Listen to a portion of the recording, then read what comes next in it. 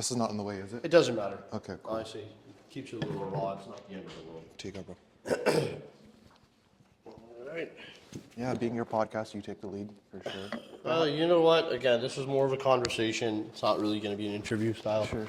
So we'll just, keep it kind of casual for the most part. But I have about an hour though. Does that work? Hour's perfect. There's a lot to kind of get through. There were a lot of questions. I saw that. There were a lot of questions, but we'll get straight into it. 5, 4, 3, 2. I want to welcome everyone to a very special edition of the Spilled Milk podcast. I want to thank GAGAN right now, for really kind of coming out, because a lot of the times when we do get criticized online in a way, shape, or form, people just want to ignore it and be like, fuck it, whatever, they're just haters, etc. But you actually had the gusto to kind of come on here and have the conversation. So I'm grateful for that, man. Thank you so much. Cheers to you, man. Cheers. Cheers to sitting And down. I'm glad you're wearing the iconic jacket. Now, this jacket is it's a trademark at this point. Apparently, Where do you get that? So, bro, I backpacked around the world, like, during the pandemic. Shit was just kind of crazy here. Yeah. I got out. I just, people were attacking each other. People were yelling. Okay. My MO always is about how do we bring people together. Okay. But, people were suffering then, man. Yeah, absolutely. And I wasn't perfect either. I had my mental health issues. Yeah. But I just needed to get the hell out of Canada. Yeah. So I just started backpacking for 2 years on like $15 a day. Yeah. To survive. I saw that, some of the stuff, you were in like Belarus or something. Everywhere. I was like, who the fuck wants to go to Belarus? Dude, I lived in Bulgaria for 3 months.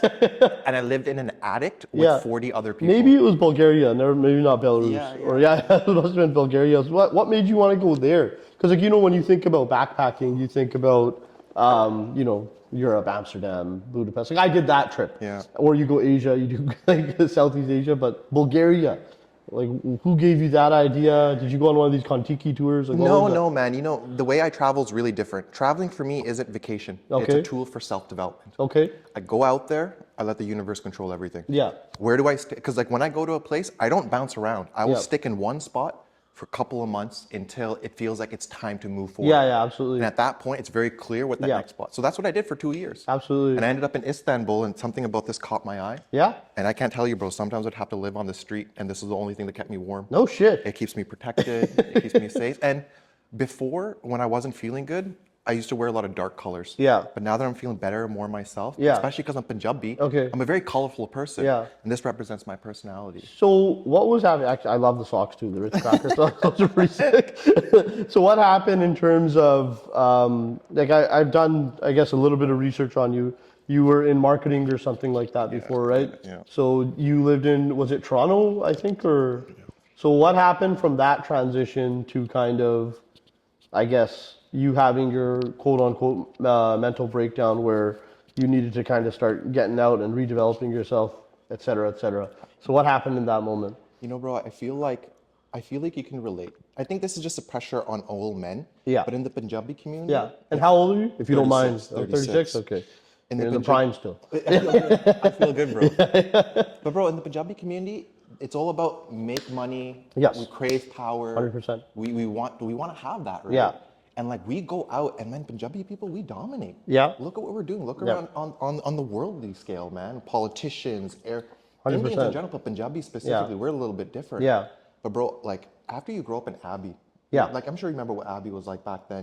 I'm from Richmond, actually. I mean, we probably have a similar growing up, because, you kind of do tend to stick with your own kind of group, and we have the same type of thing. But of course, Abbotsford, there's more of, the gangs and, the bullying and things like that. Yeah, it was like the murder capital of Canada, Yeah, 7 absolutely. years in a row. I wasn't a victim by any means, bro, but when you live in an environment like that, Yeah. once you leave, you never want to go through that shit again. Yeah. So what do? You go out there and you crave power. Yeah. That way you don't get fucked Yeah. with ever again. Yes.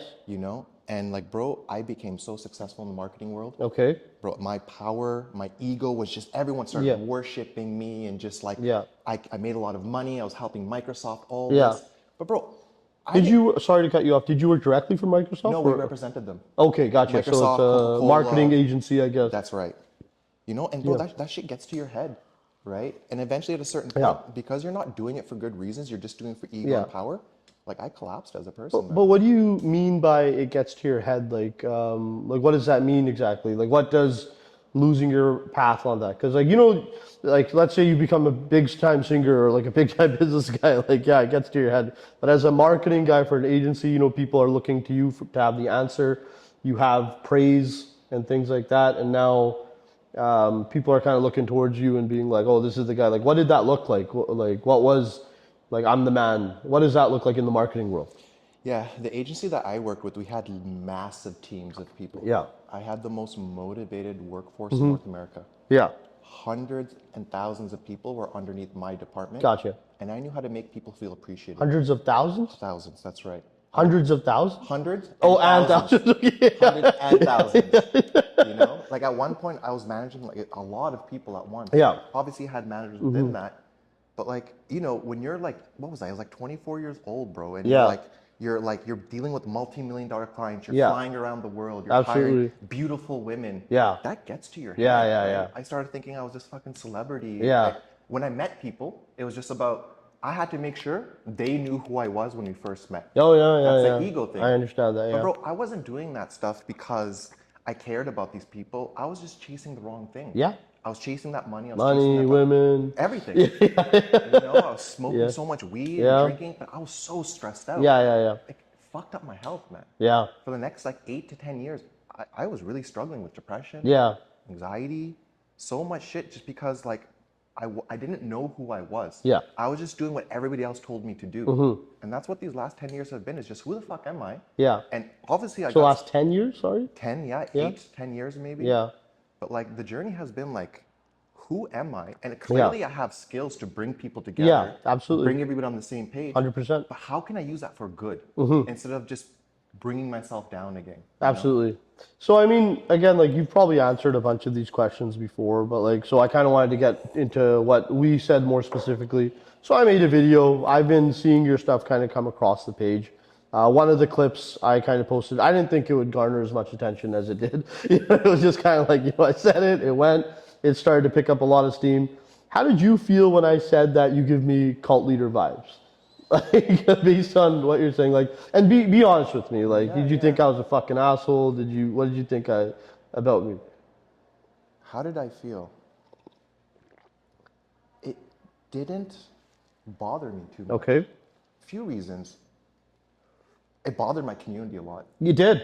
A lot. They're very protective of me. You know what? That was kind of cool to see. Like, there was a lot of people that rode for you, and then it was kind of very polarizing. And I think when you are polarizing, you are doing the right thing. Sure. Absolutely. But it didn't bother me because a few reasons.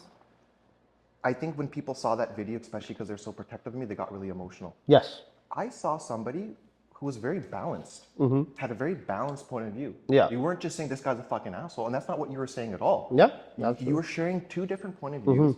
You were taking something that a lot of people are feeling. Yeah. Because I started getting comments like, this is a cult, this is a cult. Yeah. And I felt like you shared it really respectfully. Okay. That's why I'm that. sitting down here thinking, like, this guy's a very reasonable person. Yeah, You I'd like to shared think so. both sides of it. I think you have a certain amount of self-awareness as well. And you were just, it made me laugh. It was Okay. funny. You know how like brown guys Yeah. roast each other? Yeah. It kind of felt like that. Okay. Drink placebo blood. Yeah. I thought that was hilarious. You know? But I also saw that like, hey, I don't know what's going on. Yeah. And your intention was, hey, stay safe. Yeah, I mean, I guess so. Like, I don't know if my intentions would be that in depth. You know, I try to poke and prod and, you know, get a bit of a reaction. It's more for comedic purposes, right? Okay. So the stuff I'm kind of saying is like, it's not really, I wouldn't say it's as deep as like stay safe or this and that, you know, it's some of the stuff I kind of say is like, it's an over exaggeration. Okay. I don't think you're going to be doing blood sacrifices on your farm. I'm saying if that happens, you know, you're in a cult, right? I thought it was funny though. Yeah. You know what I mean? So it didn't bother me as much because it's a fair point of view. A lot of people don't understand why I'm doing what I'm doing. Absolutely. A lot of people don't know who I am, and I think it's very reasonable to think that. Yeah. Obviously, I disagree with it. Yeah. But you're always gonna, when you're doing this kind of stuff, people are gonna think all sorts of things. 100%. It kind of brings me into the next point. Now, we're all in this game, especially as like social media people, to garner as much influence and attention in a certain way, whether our intentions are good, bad, whatever, money. It doesn't seem like you're motivated by money, but you're motivated by like getting as much influence as possible. why do we as a community, especially the Punjabi community, who are influencers, who are creators, why do we feel that we're above the criticism of it all? Because like maybe when you started this journey, and like I can speak for myself as well, it's you don't know what you signed up for in terms of people ripping on you, but like but you did sign up for it, whether you thought it was going to be the case or not. So you signed up for this thing where you put yourself on the, in front of the world where people are going to say like, whatever, you're gay or you're this or you're that. In my instance, like people are like, I'm a bad Sikh and, things like that. But it's fine. You know what I mean? I can always admit that I'm not the best Sikh. Yeah. Absolutely. I cut my beard. I drink. I've definitely dabbled in numerous drugs. I'm okay. I'm okay to admit that, right? Yeah. It's not the end of the world. But I think it's like, why do we feel that when you do attack someone, that's just this like personal thing, and then it's not just commentary kind of on the overall? Yeah, I wonder if it's a Punjabi thing. I think it's a thing in general, right? I find like as humans, we really care about what other people think about us. Yeah. Right? And absolutely. A lot of times, like for me, this has been my goal for quite a long time. Yeah. How do I use my abilities? How do I rise up? How do I become a type of person that can help people and not get drowned by the noise? Absolutely. And the thing that I realize is when people come and attack me, it's not personal. They're seeing something from their own life experiences. Yeah. For example, if you're a woman and you've dealt with a really abusive, manipulative, narcissistic man, and you see my videos and you have that trauma in you, that's what you're going to see in me, right? I'm not perfect. I got my issues too. But a lot of times when I see these comments, it's from their own personal life experience. 100%. So why would I take it personally? In fact, I'm like, shit, that's rough. In fact, one of the things I really liked about you is I thought your point of view was really balanced. But I remember one of your comments, like at the end of the day, like the thing I felt about you is just like, man, I want to believe in this guy. Yeah. But something is off. Yeah. And you left a comment that I thought was really thoughtful. Like, man, he's going to be disappointed that like my conditioning makes me feel like this guy's an asshole. Yeah. And like, that's what it is. People who have been hurt, if you don't trust people. Yeah. Of course you're going to think, this is so weird. This is so different from what people are used to. 100%, yeah. And we apply that lens. So for me, it's just about, hey, like, it's okay you feel that way, but you don't have to defend yourself. Yeah. Let them be, or just give them love. Yeah. Now, I notice a lot of the times when you respond to comments, and like, I've gotten better about it as well. Like, I try to, like, if there's a certain comment where someone's trying to shift the narrative, that bugs me still. But if someone just says like, oh, this guy's a fuddu or this guy's this and that, like whatever, that's water under the bridge. I don't care anymore, right? Yeah. But when someone tries to shift the narrative on certain things, like that still kind of bugs me. I've noticed anytime that somebody says something about you, you kind of do the customer service voice is what I kind of like to call it. Like, I understand why you're feeling this way, but this and that. Do you feel that that is kind of a disarming trope? Because even as I sit with you right now, like, you are a very disarming human being. Like, it's very easy to talk to you. It's not, I mean, naturally I'm an easy guy to talk to too, but you are an easy guy to talk to. Yeah. So what's that, like, where does that come from? Where it's like, sometimes when when someone's saying something heinous and then you say, hey, I understand why you're feeling this way, but you're adding like that, it's almost dismissive, I feel. Like, how would you kind of respond to that? I've gotten that feedback as well. Yeah. The thing is, a lot of times when you get, there's feedback out there, there's criticisms. Yeah. For example, your video didn't come off as an attack. I'm glad that you see that. But it was a little bit of a, like, it's kind of like a fucking snide comment, It wasn't really to like attack you. Like, my career is not going to be to rip down GAGAN, that's not it. It's one clip, kept it moving, and that's it, right? But the reason I didn't take it as attack is because it wasn't just one point of view. It was two different point of views. It was a criticism. Yeah. It was feedback. Yeah. A lot of people are like, oh, why didn't you reach out to me first before that conversation? Yeah. Because you don't have to. It's your opinion. You're welcome to put it online. Right? So I didn't really take it as attack. But to kind of answer your question, man, it's so easy to fuck up a human being. Yes. Like, especially nowadays, man, like the way that families are falling apart, the amount of mental health trauma, the amount of drugs people are on. Yeah. Families, loneliness is an epidemic nowadays. Yeah. It's so easy to fuck people up. And the thing is, like, the truth is, people who are hurt just want to hurt other people. Yeah, I guess so. That's just what I think. A lot of these times when these people are angry, they're just trying to get a reaction out of you. Right? Now, what you do is, if they see your video, they get triggered because they think you're an asshole. If you just respond to them with hate, how are you any better than that? Absolutely. Right? Like you're just doing the exact same thing. How dare you praise a higher moral ground when you're doing the exact same fucking thing? Absolutely. Right? So with a lot of people, there's only two options. Give them sympathy. Everyone who attacks me, dude, I get where they're coming from. Yeah. I get why they feel the way they do. They don't know me, and that's okay. Yeah. But I think it's important to make people feel heard. Like, dude, I get where you're coming from. Yeah. I see where you're coming from. But a lot of the times, I just don't respond. I just give them love. Dude, I get where you're coming from. I wish you well. Yeah. And a lot of times when people attack you and you come back with love, bro, they don't know how to act. Absolutely. They don't know how to respond. Yeah. I was expecting this. And that's what we all do. We fucking react. Fuck this guy, this and that. Dude, it's okay. Yeah. You don't have to react to everything. If you Absolutely. do, you're not going to be able to do this work. You have to have a thick skin. 100%. So for me, a lot of my approach is just understanding where people are coming from. And if you can understand where they're coming from, life's a lot easier. Absolutely. Don't take it personal, you know? Absolutely. Now, one thing I kind of wanted to touch on, and I've seen that, you know, you've read, obviously you're very good with, you know, reading people, you know, you understand, you're a great talker. I do find that you're a great sales guy, you know, in one form or another. Made me a lot of money back in the day. Yeah. So, you know, you've touched on things like, you know, reading Robert Greene's 48 Laws of Power, which is 48 laws of manipulation in a certain way, because Machiavellian principles, like, of kind of being a shitty guy to get ahead. And now you've told people that, you know, like, I kind of follow these principles to garner power. Now, why should the average, you know, watcher of your, you know, whatever your videos or your message, why should they think that you're not in this for some ulterior motive? And what is an ulterior motive in that sense? Bro, that's such a great question. Yeah. You know, power is very misunderstood nowadays. Because when we hear power, it's now a negative connotation. Right? Absolutely. People have misused power, especially with how we're in this late stage capitalism. It's gone overboard. Yeah. But power is a tool. Yeah. It's like a hammer. You can bash somebody's head in with it, which I've seen someone's head being bashed in with a hammer, or you can build a house with it. Yeah. Right? In order for me, because the thing is, what I'm seeing right now is the majority of society wants a better world. Yeah. But everyone's doing it separately, everyone's fighting together. My ability is bringing people together. Right? And how do you do that? You need power. Yeah. But power isn't a bad thing. You can use power to bring people together, but you have to know how to handle power. You have to know how to handle criticism. Yeah. A good person can take power and do incredible things with it. Yeah. For example, one of the differences between a cult and a community is my goal is not to take power away from people. It's for everyone to boost each other up. To take that power and empower others so we can all rise together.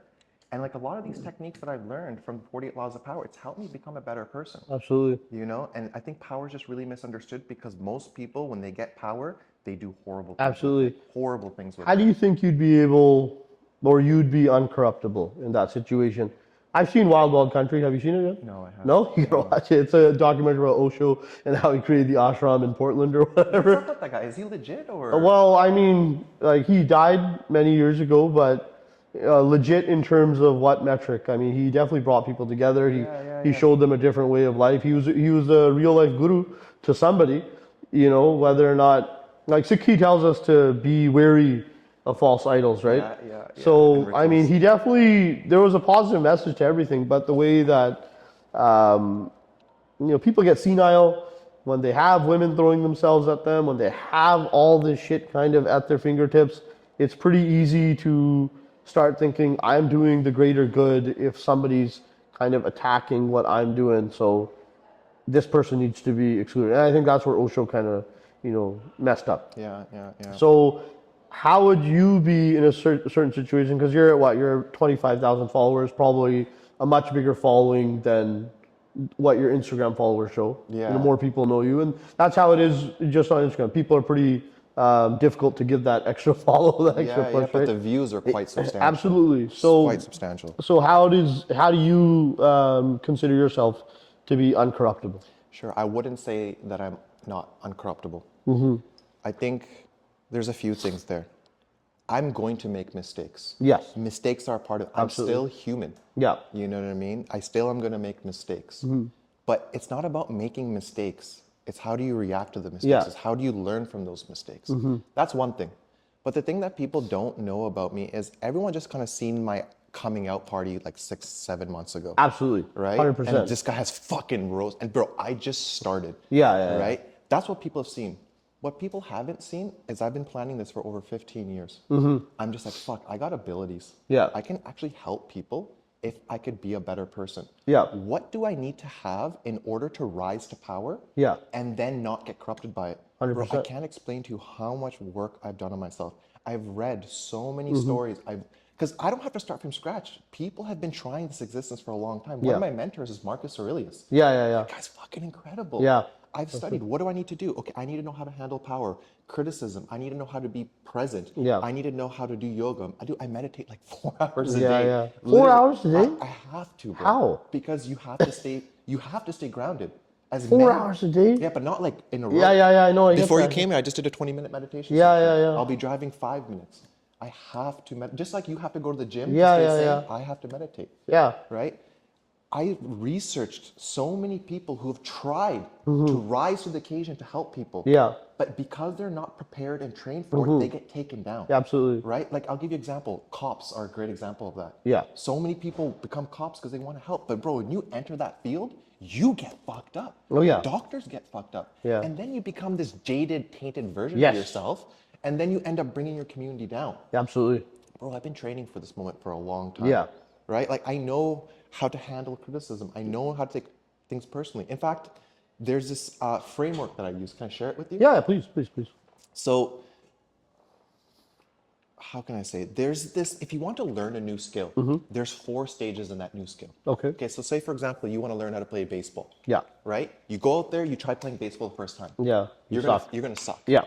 In that stage, you are unconsciously incompetent. Yes. Okay. Okay?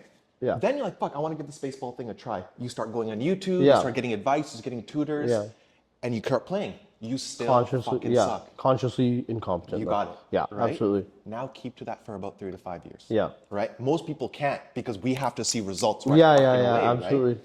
But what happens eventually? You start getting a little bit better. What stage do you enter there? You're consciously unconsciously competent. You're consciously competent. Because you're thinking about, okay, I need to address this. I need to keep my foot there. I need to turn my gotcha. hips. Yeah. Right? Because this is weird. This is not a normal action of hitting a ball. Yeah. That's where most people stop. In order to do these things that we're doing here, 100%. you have to enter a stage of unconscious competence. Yeah. Right? So for example, I'll give you an example. I used to be a really shitty person before. Okay. Really ego. People used to piss me off. I wasn't. Overweight people used to really bother me. Okay. Because I was really unhappy with myself. And I'm like, why can't this person control themselves? Yeah. So I saw that in myself. After doing mushrooms, you become a bit more aware of yourself, absolutely. right? So I'm just like, okay, how can I use these people as a way to better myself? Yeah. Okay, a heavyweight person would walk by. Man, why can't they control themselves? No, stop, Gagan. Yeah. Why are they that way? What has happened to them in their life that makes them feel that way? Yeah. Bro, I did that for years. And I can't explain to you how fucked up I was as a person, taking everything about myself and just, that's a trigger, stop and change it. I literally ripped myself apart. Yeah. And it drove me crazy, bro. Yeah. I was a madman. I didn't know what was going on. I didn't know how to react. I'm like, why am I doing this shit? Yeah. But eventually, after practicing that for literally 8, 9, 10 years, it kicks in. Yeah. And nowadays, like, for example, when somebody attacks me, before it used to be like, fuck this guy, I want to fuck him up. I used to scrap a lot too. Yeah. And then I'd be like, oh, no, Gagan, where are they coming from? Yeah. Now, it just goes straight to, oh man, where are they coming from? Yeah. You know? Like now when you go play a sport, if you play baseball for 10 years, you're not thinking about your swing. Yeah. And bro, I can't explain to you how much energy saving that is. Absolutely. You're just reacting and your reaction has been corrected. And I just, now that I'm doing this shit, all the training that I've been doing, it's so fucking cool to see. Who the fuck am I? Absolutely. You know, I touch on this a lot, and this is like one of these like cornerstone things that kind of make me who I am. But you know, when you deal with people from the past who maybe knew you from a life of 5 years ago, 10 years ago, this and that, and they say like, listen, like, you know, this guy's pretending to be this new guy now, but I knew who you actually are, because they knew that. And like, we almost as a community don't allow each other to grow as people, because you're like, no, you're fucking full of shit. I remember who you were. You were a shit guy because you did X, Y, and Z to me at that exact time. You know, and like who you are now, like we understand that ourselves, we grow out of it. Like you can understand that I'm a different guy. I can understand that I'm a different human being. Yeah. I'm not the same guy I was when I was 21, 22. You weren't the same guy you were yesterday. Yeah, well, I mean, I think the transition happens a little bit longer. Yeah. You know? But you know what I mean? Like, we don't really allow other people to kind of expand. So sometimes the people that you meet, like new in your life, like maybe someone you met a year ago, they're meeting the best version of you. Yeah. How do you counteract that? How do you make the people of the past understand, how you've changed? Bro, that's so relevant for me. Because when I was really fucked up in my mental depression, and I wasn't just depressed, bro, I can't explain to you. I couldn't even talk to people anymore. Yeah. I didn't know who I was because I was acting as this, they called me gregarious GAGAN. Okay. I was just gregarious. What's the definition of gregarious? Like loves company. Okay. Despite what it looks like, I'm actually quite introverted. Okay. Socializing fucking drains me, right? Yeah, okay. And like... I'm sorry. It's important. It's important. It's not that I don't enjoy it. I spend a lot of time by myself. Yeah. Right? And man, when I was in the hole, I had incredible bros. I had incredible people, men and women who just like, yo, Gagan's a good person. He needs help. Yeah. They came down into the ditches with me, right? Yeah. And I was really confused. I didn't know who I was. I didn't know how to communicate. I had to smoke so much weed just to get out and talk to people, right? And because I was putting myself back together, a lot of these people I relied on for advice. Yeah. Bro, I don't know what to make sense. Bro, you need to get a job.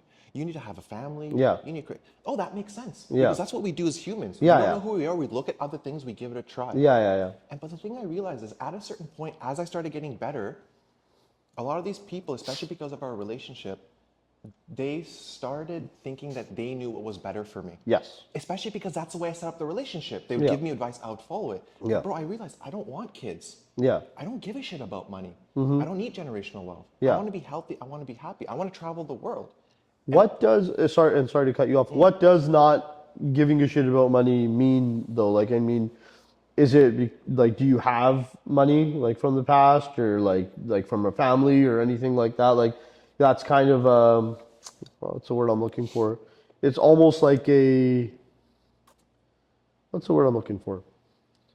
It's kind of almost like, I don't want to say privileged frame of mind, because I do know a lot of people who like have all that kind of set in stone, and then they're like, oh, we don't give a shit about money and this and that. I get like, that. That's a lot of feedback. Yeah, absolutely. Like, and like, I mean, I could even say that I'm in a similar way. Not that I don't give a shit about money. I'm still trying to advance myself, but my dad's made enough for, myself and the rest of my family to be comfortable that if everything fell apart, I'd be okay. Yep. You know what I mean? So it's kind of this almost point of privilege to not care. Yeah, it's a safety. But what does it mean to not care about money to you? So money is important. Yes. Let's not be crazy, right? Yeah. Money can drive us. It can boost us. It can drive us in a good direction. But for me, I've been independent for quite a long time. Yeah. In order for me to become a more sane and humble and driven person, I had to disconnect myself from my family's resources. Absolutely. Okay. Right now, a lot of people don't know this. I have less than $3,000 in my bank account. Yeah. It's because I had to train myself. Still ahead of like 90% of Canada. Of the world, But the thing is, for the longest time, man, I was just living off my own money. And the thing is, I realized that if I start chasing money, it really corrupts me. Yeah. Because I can make money so fucking quickly. Yeah. But you have to take advantage of people, man. When you do sales and marketing, you pretend like you're doing something good. We justify our jobs. But when you go into work and we talk like fucking this, and we have to sell this product that we don't really give a shit about, you're selling your soul. You have to, because you got to provide for your family and shit like that. I don't want that, bro. So for me not really caring about money is, I don't know how to explain it to you, man, but like, I got this connection with the universe. It just says, don't worry about money. When you need it, we will hook you up. Yeah. And I did that. And like, I was living, sometimes I only had $50 in my bank account in the middle of fucking Colombia. And somehow opportunity would present itself. Time and time again. Whenever I needed money, because I'm trying to be a good person, it would present itself. Gotcha. Now that I'm living with my family, we help each other out a little bit. But now I'm also paying for the mortgage. My family helps me out a few weeks here and there, but mostly I cover my own expenses. Gotcha. But in order for me to do this path, I can't let money blind me because it's such a powerful manipulator. Gotcha. And that's actually one of the things that I had your back on is like, people were saying, oh, this guy's just trying to advance his community so he can sell his own product. And his Airbnb, I'm like, the Airbnb is like doing well, right? It's $40 a day. It's a fun But I was just like, I was like, it's a ridiculous comment to think that he's trying to, pump up his Airbnb. It's not enough juice. You know what I mean? But money might not be the factor of what you're craving. Not right Maybe, now. yeah, maybe it's influence, right? It's influence that you're kind of craving in that sense. What is your overall goal with all of this? Like, if you could define it into words. Yeah, good question. Yeah. Or right now, because it's going to change. It's constantly changing. It's constantly changing. It's constantly changing. Like, what's the next step, I guess? I think the first thing to address is people always want to put people in a box. Yes. That's just how we are as Yeah. humans. Nothing's wrong with that. Yeah. But when you see a person that can't be fit into a box, Yeah. it will drive you fucking crazy. Absolutely. And then what you'll do is you'll look at this person and you'll look at other people that kind of reminds you of them and you'll take those qualities and put them on 100%. that person. The majority of people who try to bring me down, Yeah. the main question they have is, how is he making money from this? Yeah. They come with me with that That's lens. the easiest out. Absolutely. Especially because money drives our society. Yeah. When they realize that this guy's not doing this for money, Yeah.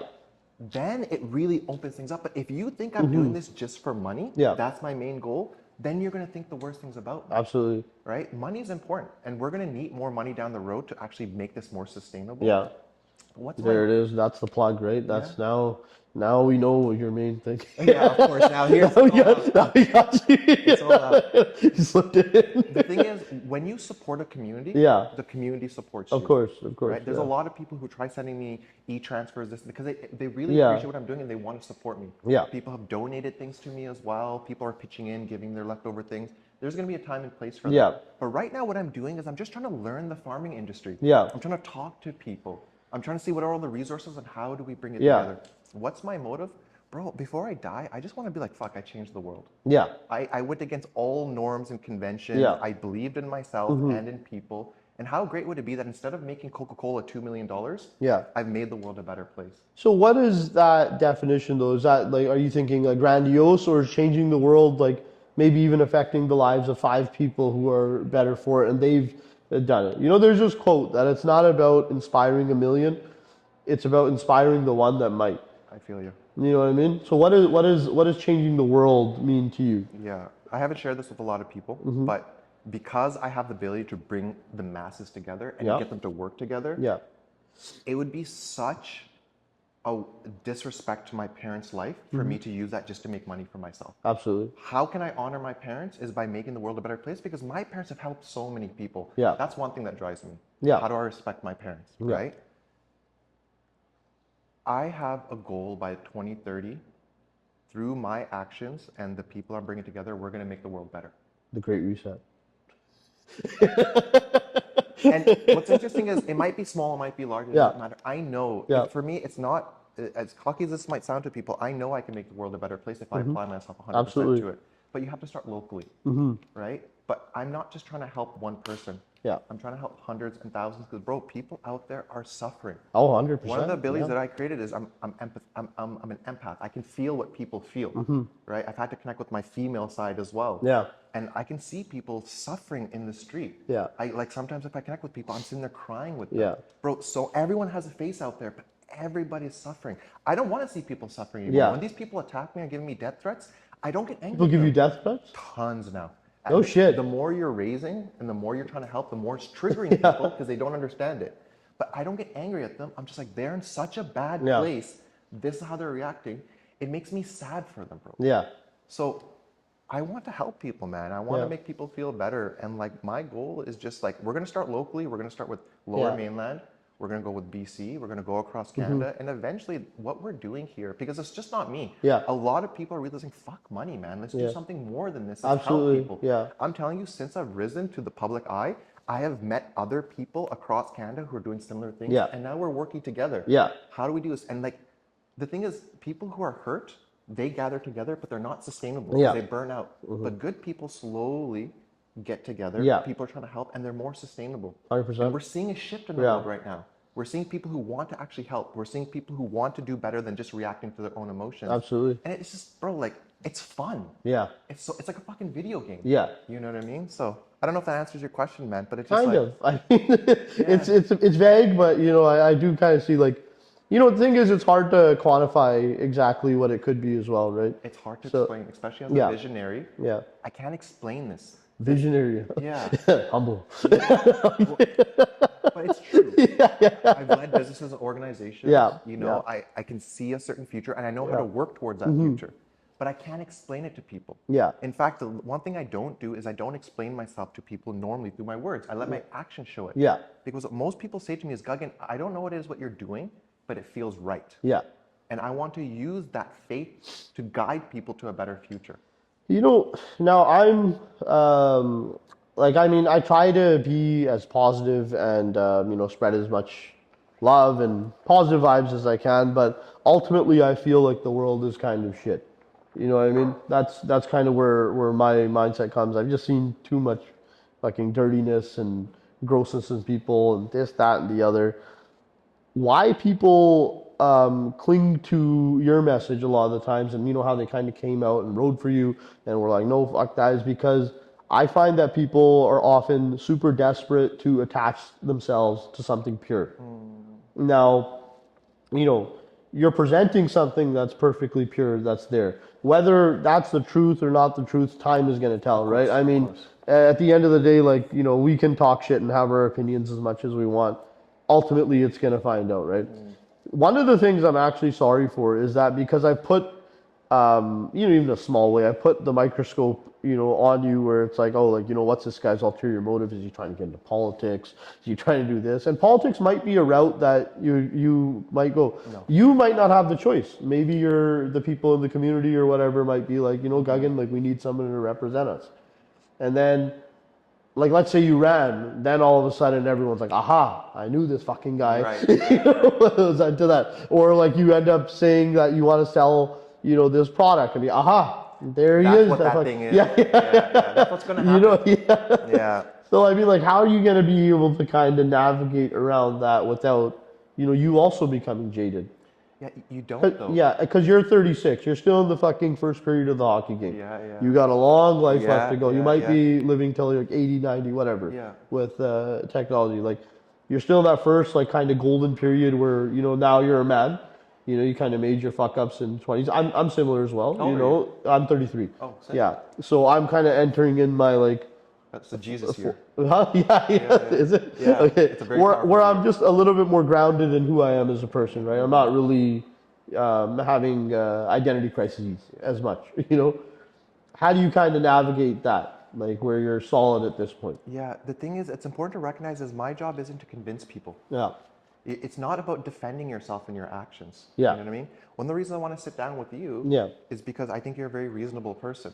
And I think this is a great example is have your fucking disagreements. Yeah. Sit together and have a conversation. Yeah. We have way more in common than do separately. And I think this is such a powerful message to share to people. Yeah, absolutely. You know, and that's one of the reasons I want to sit. Yeah. But just do you. And if people don't disagree with it, let them be. Yeah. It's not about convincing people. For example, right now, with these farmer town halls that we're doing, the farmer surveys, it's just collecting data right now. Absolutely. Bro, there's solutions of what farmers can do today outside of just changing the government. Absolutely. We're building a team, we're building an organization, and pretty soon we're going to build an organization and it's going to need money to run it. Absolutely. And there's funding available for that. And that seems to be kind of like your overarching goal. Like, I mean, I know you've done kind of like a few different projects, like the Airbnb thing, like that's kind of cool. Like, you know, it is kind of a cool thing. Yeah, and it's a little bit of money on the side to keep you a little bit grounded. Yeah. And why not, right? I mean, it's not.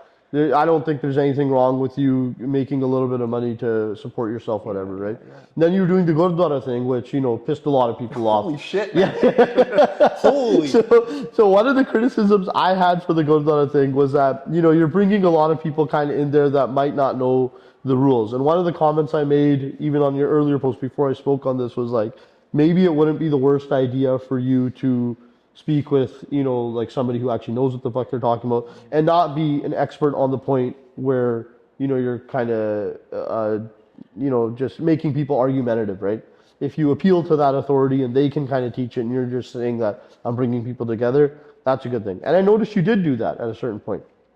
Now, at that Abbotsford Gurdwara, you know, it is the tables and chairs Gurdwara, so, you know, that's going to piss people off. But that's what that Gurdwara is, right? You know, it is what it is. Mm-hmm. They don't have a ground seating area in that one, do they? I don't think so. Okay. Maybe. You're allowed to wear shoes in that Langar Hall? That's right. Yeah, that's going to piss people off. A lot of people. People are walking around down there without their head covered. Yeah. And that's going to, you know, piss people off. Yeah, yeah. I said that some of the people that you brought in, you know, and it's not a race thing, and sometimes it's a class thing, look like maybe they could have been under the influence. And I've seen people under the influence at the Lunger Hall. Maybe they smoked some weed earlier in the day, had a wildcat earlier. Yeah, a lot of Upper come to the Godora High too. Yeah, sure, on some theme, things like that. Of course. And those are the things that I think were really pissing people off. Like, okay, like, why is this guy kind of bringing this over here? And again, I think your intentions were pure, but maybe the way you went around about it might not have been the best way initially. Potentially, for and sure. I think you evolved it to a certain point, actually brought people to learn about Sikhi, and that's great. Yeah, I think there's two things there. Number one, a lot of people think it's just me doing everything. Yeah. I have a massive community and team around me. Everything that I'm doing, I am working with people. Yeah. I'm not just single. I'm kind of the figurehead. Yeah. But I'm not doing anything. I don't have the ability to do these things alone. I have people I'm working with. I'm always partnering with people. Yeah. And they don't always see that because I'm the figurehead. Absolutely. Right? So that's one thing just to be really mindful. And a lot of people just think it was just one dude doing this. No, I was working with Guru Nanak Free Kitchen. Yes, I was working with Sikhs on campus. Yeah. I was working with the Gurdwara. Yeah. And I'm talking to a lot of people to understand what we should be sharing, what we should be doing. But again, when you're seeing these videos, if you're getting triggered by it, you're not going to see that, right? And that's understandable. And the video is what? It's fucking this much of the complete thing. And that, like, it is what it is. Like, you know, like a lot of people, even when I made the clip, it's, you know, it's a minute long, right? But it's not, you know, you can only fit so much information into that, you know, type of thing. And one of the feedback I get a lot, and here's one of the biggest issues with society right now, is we focus so heavily on the negative. Yeah. Right? Because it stands out so much.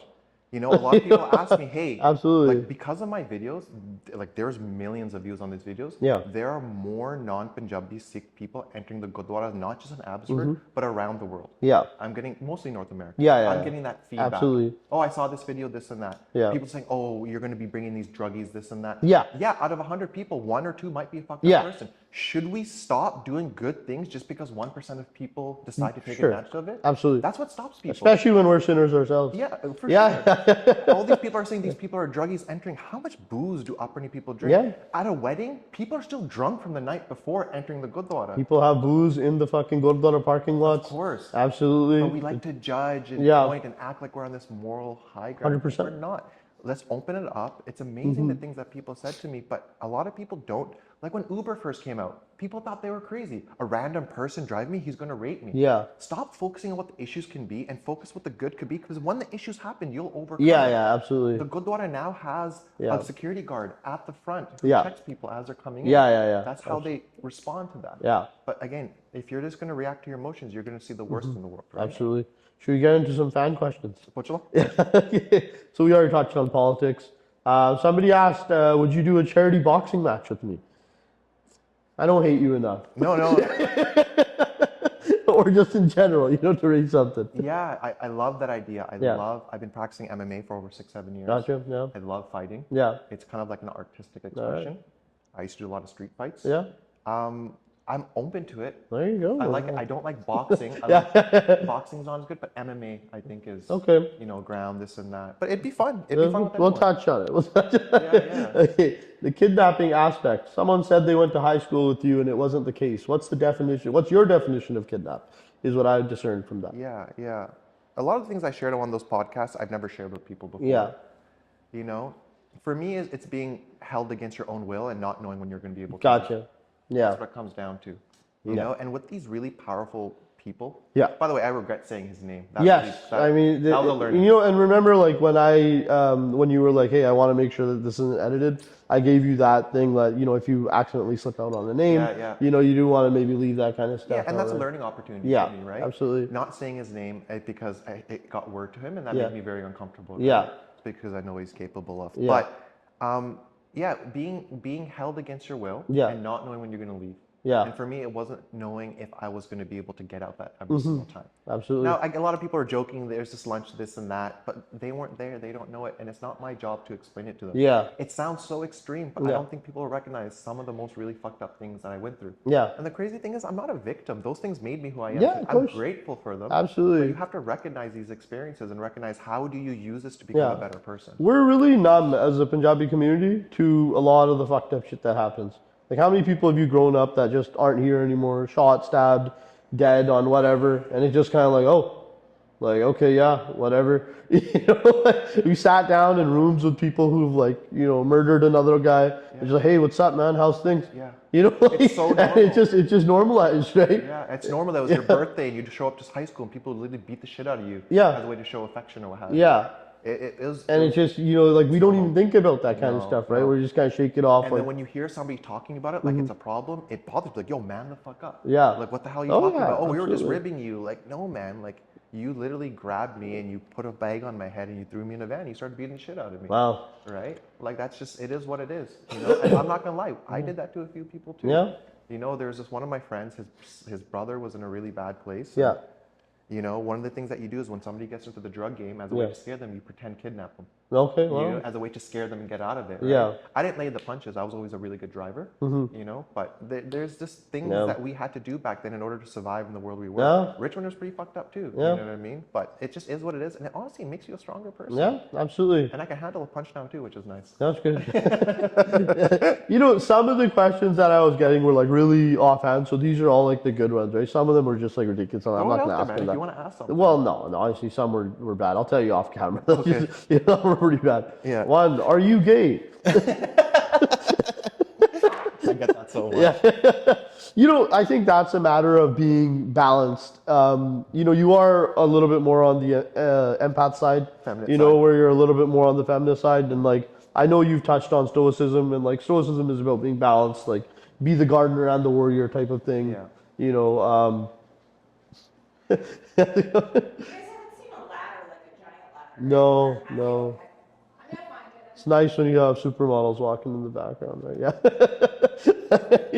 Okay, so yeah, so no, you're not. That's why. Yeah, to answer the question, no, but I get what. People have always thought I was gay.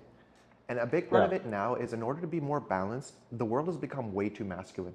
And masculinity is not a fucking bad thing, man. It's a great thing. Yeah. We want to lead, we want to protect, we want to provide. But the feminine side is so beautiful. It's about hearing and understanding and listening and repairing. And for me to have balanced my life, I needed a bit of both. Yeah. I like my feminine side a lot. Absolutely. A lot. It makes you enjoy the world a lot more. I love sitting there with somebody and hearing their stories and fucking crying with them, bro. Yeah. It makes you feel fucking great. Yeah. And a lot of people, they see my masculine side, the leader, but what they're also feeling is that love and that nurturing I have. Yeah. And when you see that for someone who's kind of metrosexual as well, Yeah. you're gonna think it's gay because you don't understand it. But I love women. And I'm single now, and it's been fun dating.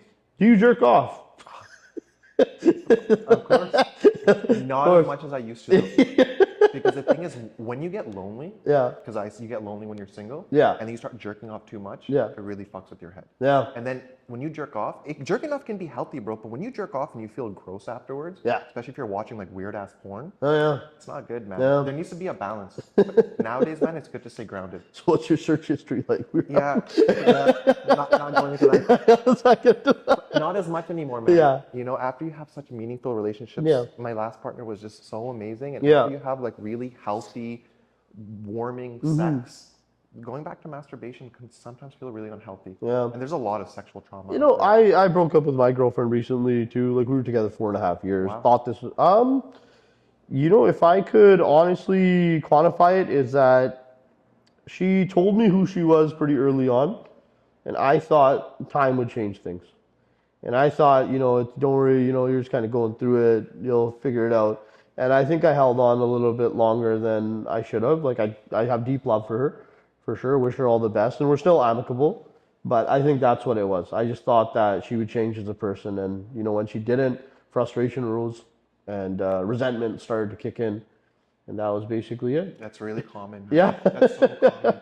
We're always trying to help each other. When that person doesn't grow underneath our vision, it gets really frustrating. Yeah, 100%. And sometimes when we grow as people, we start going this direction. Yeah. Absolutely. And it's really honestly good on you that you kind of stepped away. Yeah. I love how it's amicable as well. Yeah. The thing was, I was like, I can either end this now, or, what if it's another 5 years? I can kind of probably apologize and keep this going. Or what happens if you get married and you have kids, and then you do it? That's exactly it. Yeah. And that's when I kind of saw that, I foresaw that future, and I was just like, you know what? I was like, this is kind of, fucking something. Like I said, I'm 33, so it's one of those situations where you think that, I'm supposed to get married now. I'm supposed to have kids by the time I'm 35. I'm supposed to have this and that. Yeah. So that's kind of what I struggled with, a lot. Yeah. But for the most part, my breakup was kind of, I shook it off pretty quick because I think I'd already made that decision months before. Yeah. And it just kind of played its course. So how's single life going then? Single life's okay. I mean, it's not bad. I've been on a lot of dates. I've been canceling a couple other first dates too, just because I was like, what the fuck's the point of this? I know we're not really vibing. I could get a date here. Like, can I get laid? Maybe. But it's probably going to take me 4 or 5 dates anyway. So I was like that. If I'm with someone right now and continue dating them, like it's a situation where I feel that, this could actually blossom into something. So it's been okay. It hasn't been that bad. It's tricky, man. I find it's really hard for people to connect. Yeah. A lot of people say they want a relationship, but they don't know what that feels and looks like. Now, here's one thing I actually want to touch on. Now that you have this following, and like I kind of struggle with this as well, is that people know who you are. Maybe their romantic interests, maybe their love interests and stuff. Yeah. How does that, what does that look like in terms of you navigating around that? Fuck, that's such a good question, man. Yeah. Like, I get lonely, right? Yeah. Because life is so much more enjoyable when you have a great partner. 100%. And I'm on a hunt for that person, right? Yeah. And, a majority of my following, of the people that we're going to change the world together, they're women. Yes. Right? And when you get women reaching out to you, and they're vulnerable. Yeah. Yes. Or they're just really excited. Yeah. As a guy, you get urges. But the thing is, it's how they approach me. Yeah. If I see that they're fangirling me, Yes. if I see they're putting me on a pedestal, stay away from that. I like that. Yeah. It's not healthy. Yeah. But if somebody approaches me with respect and treats me like a normal person, a human being, then I can have that conversation. I've tried. I went on a few dates with those girls. Yeah. It's not healthy. Yeah. It's not good. It becomes very problematic. Yeah. And the last That van got a little bit of action, huh? No.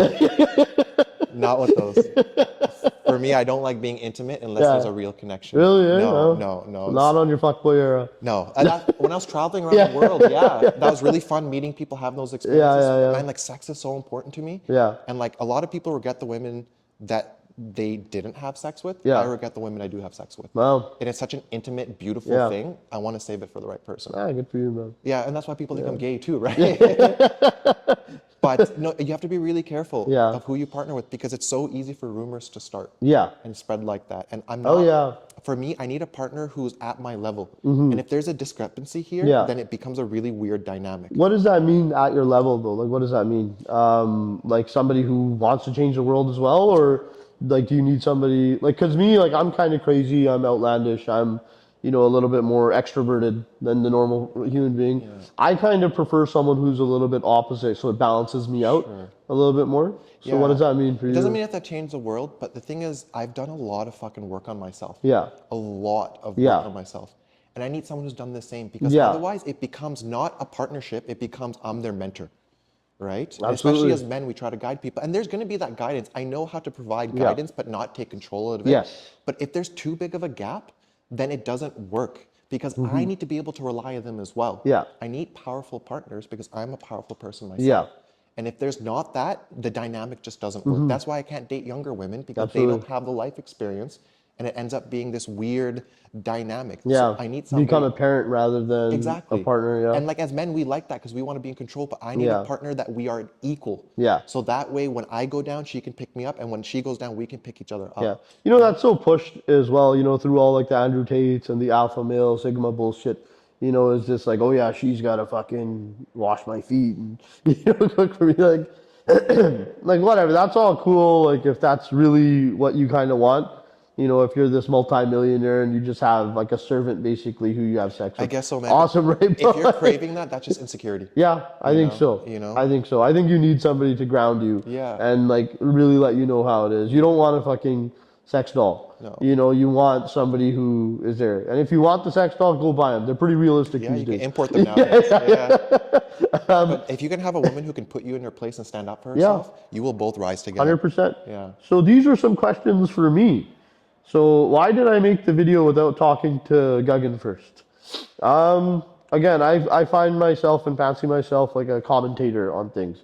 And we already touched on this. Like, I don't feel that if you're in the public eye, you are up for criticism. People fucking talk shit about me all the time, man. It's part of life. There was this Reddit thread that was about, Punjabi influencers or whatever. heinous shit being said about lots of people. When it came to mine, it was like, this guy does coke, he cheats on his girlfriend. I was like, okay, you know, if there's lies, I'm okay with those lies. Like, that's not that bad. There's the most ridiculous shit being said. But that sort of thing, if I'm being criticized, I think anyone who's in the public eye deserves criticism. Yeah. I posted this video about this guy who said something negative to DJ Goddess. You know who DJ Goddess is? Okay, whatever. DJ Goddess. Yeah. Yeah. So he said something stupid to her, but one of that guy's family members actually reached out to me and was like, hey, like, you know, he's not really in the public eye. Like, we don't want this to affect his work. Can you delete the video? And my first response is, fuck that. But then all of a sudden, I'm starting to think like, no, this guy, he didn't deserve any of this. You know, he got cast into the public eye. So I was like, you know what, that is, you know, deservedly, I shouldn't have, you know, done that in the first place, right? I should take that down. Yeah. But yeah. And I agree with that. Yeah. If you're in the public eye, you are open to scrutiny. Yeah, sure. If you're going to have influence, you have to be open to other things. Absolutely. Which is why I didn't think it was necessary for you to reach out to me first, you know? Yeah. So I do respect that. So Yeah. let me ask you a different question, because I browse your social media. Yeah.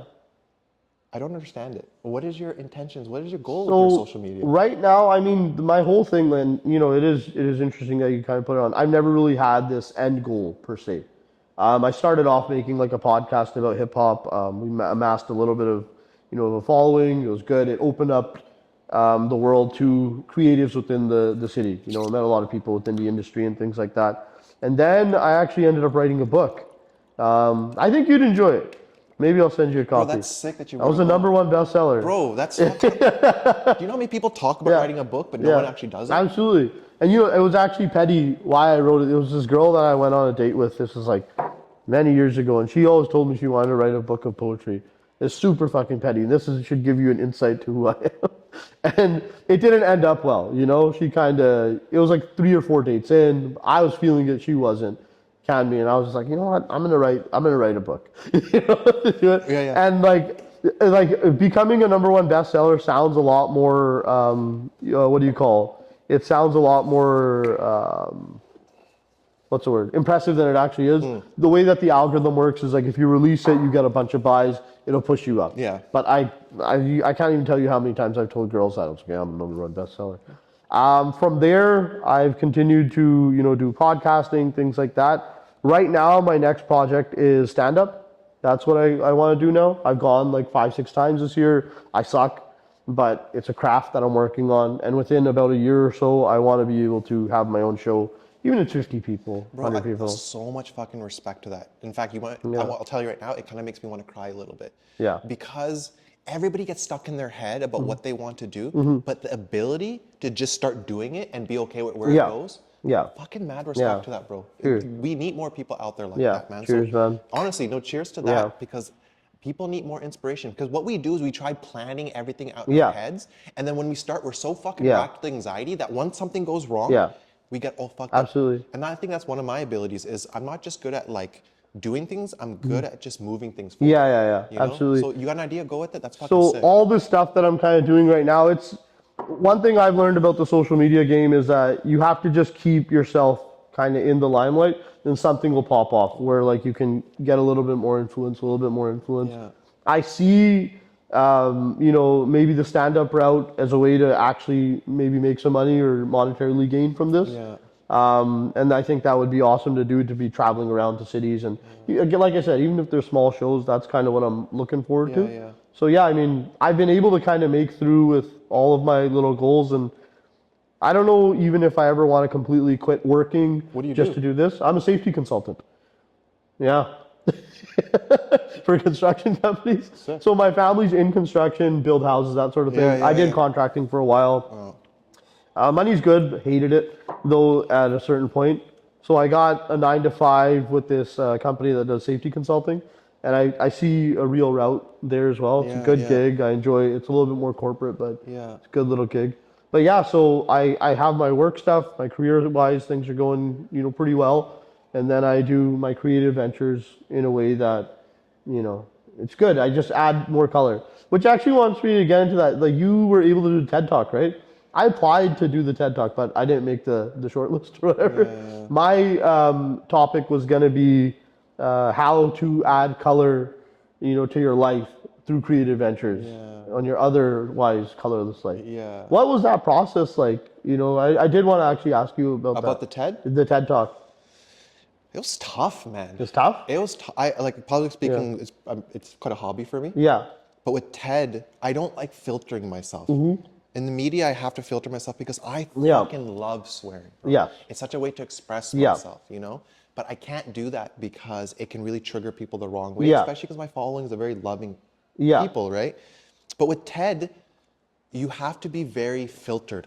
And I'm a very passionate person. A lot of parameters that they put on you, right? Yeah. And I'm very spontaneous. My speech, every time I practice it, was different because I'm not memorizing the script. I'm speaking from my heart. Yeah. That doesn't go with TED. Yeah. And they're really concerned because if I make the video and then TED reviews it and I say anything wrong, they're not going to approve the video. Absolutely. So it required so many repeats and I had to really twist and present and I couldn't say certain words. It was a great practice. And fuck, the TED organizers, I fucking love those people. They're incredible people. But it was, I couldn't believe how draining it was because I don't like filtering my energy. And when I have to really filter it, it was hard. Every time I got excited, because I can really elicit like fuck the world, burn shit down vibes sometimes. Absolutely. And they're like, we don't want that energy. So every time I got excited, I have to slow it down. Yeah. It went really well, but it's good for me to practice public respect. Yeah. Are those out on YouTube or TED now? They're reviewing it. We'll see if it gets Oh, approved. okay, gotcha. Yeah. But the short list was like 12 people, or is it like 20 people, something like 10 that? to 12 or something like that. You met some great people, I imagine. A lot of great people, and they invited me back for, there was a morning show and an afternoon show. Gotcha. So, it was really successful. Oh, it's dope, man. Okay, so unfortunately the camera kind of crapped out here. I don't know exactly why it did, but we kind of carried the conversation on for a little bit, you know, just kind of going back and forth. And overall, my reflection of it is simply this. GAGAN was an absolute gentleman.